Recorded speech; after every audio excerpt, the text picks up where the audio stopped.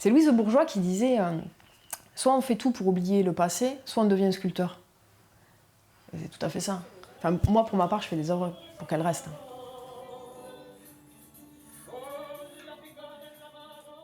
Le déclic, c'est j'ai 10 ans, la ferme prend feu, il y a des flammes incroyables qui sortent de la ferme. Et en fait, je me suis mis à faire de la métallerie, parce que le meilleur moyen de maîtriser le feu, c'est par le fer. Pour moi, c'était le plus facile.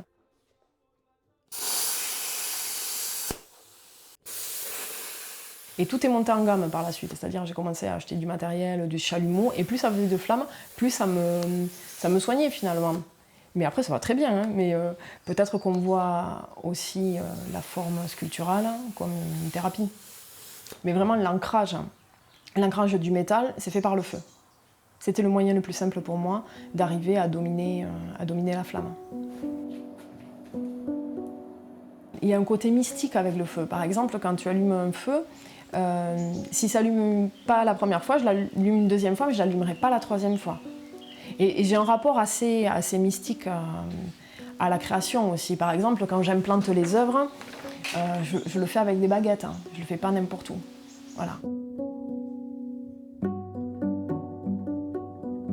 Quand j'ai une sculpture à faire, je plante tout, je prends les chiens, je vais marcher et je dis je vais chercher une sculpture, comme tu vas chercher de l'eau, tu vois. Mais je vais chercher une sculpture hein, et je ne vais pas la chercher ailleurs, c'est impossible, je ne crée pas ailleurs qu'ici. Le meilleur moment, c'est quand ça te prend au corps l'envie de créer, voilà, cette espèce de transe hein, qui t'anime. Et ensuite, quand elle se finit, quand l'œuvre s'achève, et là, tu n'appartient plus. Une fois qu'elle est posée dans le site, c'est fini, elle ne t'appartient plus. Voilà, faut la laisser.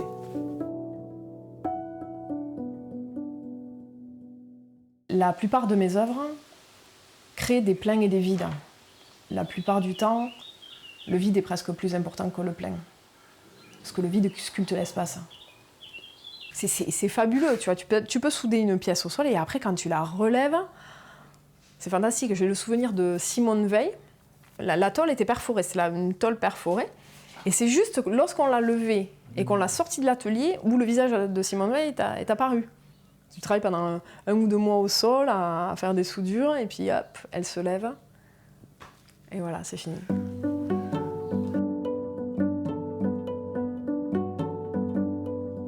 Moi, je suis enracinée ici et j'ai tout fait pour faire mon atelier ici. Moi, je suis côté favelas de la ferme. Cet atelier, de l'autre côté, j'ai les moutons. D'un autre côté, j'ai la fromagerie. Et c'est vachement chouette parce que tu sors de là et t'as tout le monde à côté. J'ai toute la famille. C'est important. Tu vois, moi, je suis très ancrée dans le territoire. Mais pour créer, il faut avoir un peu la tête en l'air. Ici, t'as les pieds sur terre. J'ai la tête en l'air, mais il y a les pieds sur terre. Les ateliers, il faut qu'ils soient ouverts aussi. Il faut qu'ils soient ouverts, il faut qu'ils servent à tout le monde. Là. C'est un peu le bar du village, un atelier de forgeron, tu vois. Parce que quand tu travailles le métal, tu touches tout le monde. Tu touches les chaudronniers industriels, tu touches les agriculteurs, évidemment tu touches les collectionneurs. Ou t'as mon père qui arrive pour faire souder un tuyau. Là, il faut que tu lâches tout, tu vois, et que tu lui soudes le tuyau. Hein. Tu peux faire un concours hyper important, tu dois le rendre dans une semaine et t'as pas fini la maquette, on s'en fout. Le maïs a soif, tu comprends ? Le tuyau, il faut que tu le soudes, c'est hyper important parce que le maïs, il va crever.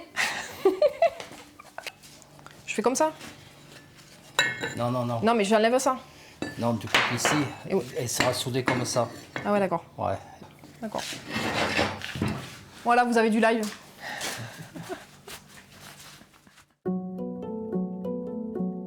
Tu as un rapport au matériau qui est quand même très fort. Tu bosses dans la flamme, dans la poussière de fer. Quand tu coupes une barre de métal, tu sens le fer. Tu vois, cette odeur de fer qui, pour certaines personnes, est complètement insupportable. J'adore ça. Chez un menuisier, tout est blanc. Chez un forgeron, tout est noir. Tu as l'incrustation dans la peau du noir de feu ou du noir de fer. Fabuleux. Là, je me suis mis à travailler tout en contraste entre l'or, la feuille d'or, notamment sur les flèches d'Héraclès en Montauban, et le côté rouillé. En fait, j'aime beaucoup ce contraste entre l'or très clinquant et le côté rouillé. Mais finalement, on revient à quelque chose de très primitif là aussi, parce que quand tu fais des découvertes des trésors mayas, Il y avait de l'or et puis il y avait des métaux, du cuivre. Et quand tu vois dans les musées archéologiques d'Amérique centrale, il y a ce contraste. Une fille qui ressemble à une fille, hein, c'est peut-être très basique, et les postes à souder et les grosses presses, ça, tu vois, ça capte pas. Il y a un truc, ça, dans le cerveau, ça fait pas l'idée. Une nana qui monte des sculptures monumentales, on se demande toujours si ça va tenir. T'as envie de lui dire, oh mec, mais attends, si je m'appelais Emilien, que je mesurais 1m80, que j'avais une barbe comme ça, tu me ferais plus confiance ou comment ça se passe? Voilà. Ça, c'est une réalité de sculpteur féminin, et c'est une problématique que les hommes sculpteurs n'ont pas. Faut être meilleur que les hommes, hein, c'est tout. Faut être meilleur que les hommes.